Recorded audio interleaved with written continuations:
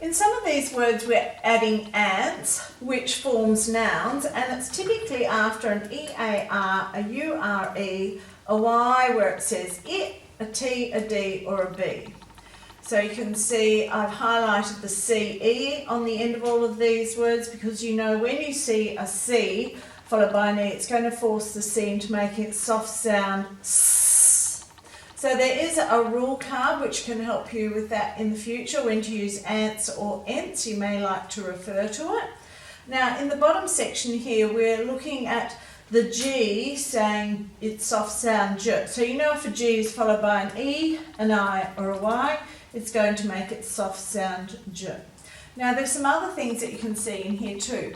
If you have a short vowel sound, you know you're going to have two consonants after it. So you've got a double P in appliance, a double L in brilliance, a double C in acceptance. So that's telling you that this vowel is going to say at.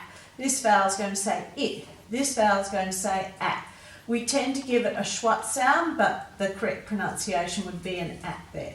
Now we also have quite a few R-controlled vowels. So you've got IR here, you've got ER coming through. Just be aware of in geometrical, metre is spelt, the metre meaning a 100 centimetres is RE.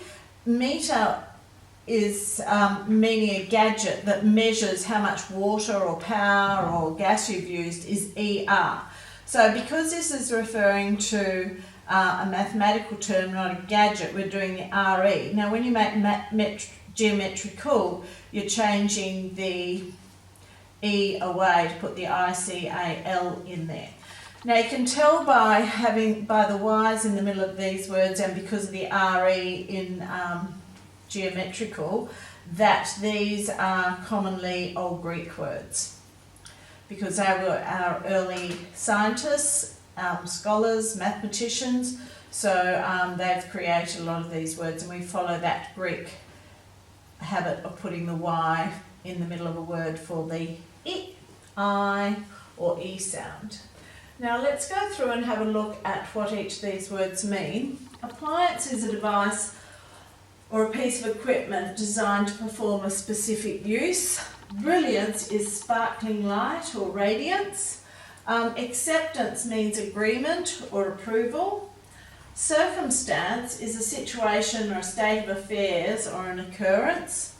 Maintenance means a process of preserving a condition or situation. Now, if someone talks about something or someone as being high maintenance, that means they require a lot of work and attention to keep it in good working condition. Generation is people born and living at about the same time. So if you have a generation gap, it's a difference in attitudes between people of different generations, usually leading to misunderstandings. Now, geometrical is an adjective. You can see that because it ends in AL. And commonly many adjectives can end in AL. We can have other words that end in AL that aren't adjectives, but it is a common way of you forming an adjective. So it means relating to geometry if you use it as an adjective, and it can also mean decorated with regular lines and shapes. Oxygen is a colourless, odourless gas, and it's the life-supporting component of the air. Hydrogen is a colourless, odourless gas but it's highly flammable. And advantage means the point in favour or who has the upper hand.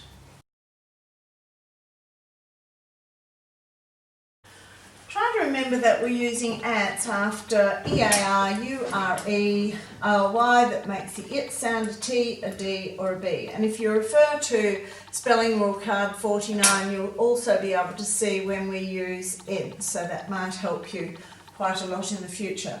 Now when we add ants to a word, end of a word, we know we're forming a noun, and you can see the CE on the end of all of these words is making the C make its soft sound S.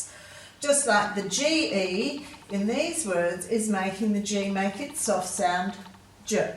So I'll put a card up here, it's number 13, and it goes through the G May say j when followed by an E-I-Y. So it's going to say gut when it's followed by an A, O, U, L or R. There is a card similar to this one for the soft C sound as well. So when you go to fill in the gaps here, you've got to read the word, cover it, write it and then check it. And don't forget that after a short vowel you're going to have 2 consonants. Now fill in the gap with the list word just to show you know what they all mean. Rewrite the word and link to the meaning. So you could rewrite the word next to its meaning would be easier. Write the list word to match the synonym and antonym, synonym meaning the same and antonym meaning the opposite.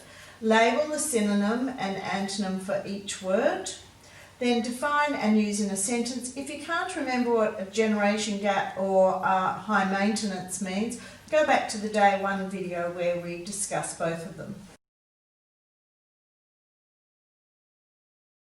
First of all, go through and read the word, cover it, write it and check to make sure you've spelled it correctly. Then we want you to fill in the gaps with a list word or a list word extension.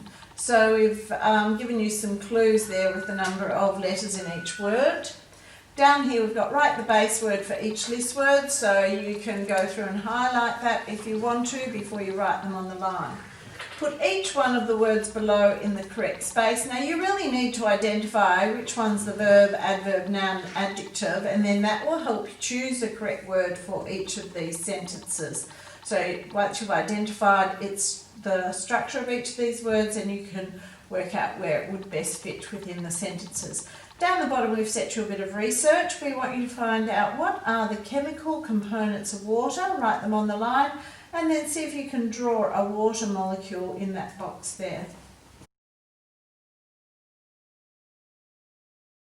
On this page you have to work out whether it's ants or ents at the end of each of these words.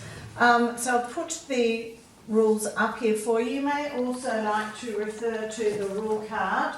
Number 49, because on the back it gives you examples of the words which may help you up here as well. Now it's usually, do take note of the word usually, because with obedience it's saying that after an I you usually put A-N-C-E, but you know you're going to put E-N-C-E. So once you've done them all, just go back and look at them and think to yourself, does it look right? Because if you put an A after in this space here, I think you'd look at it and notice that it looks wrong as well. So do that visual check once you've filled them all in. Now down here you have to look up these words in the dictionary. So you've got arrogance, intelligence, defiance, eloquence, nuisance and negligence. Define them on the first line, and then on the second section here we've put a dot. We've given you 2 lines to write a sentence about it using each of these words, and we want you to make sure that you include a parenthetical phrase.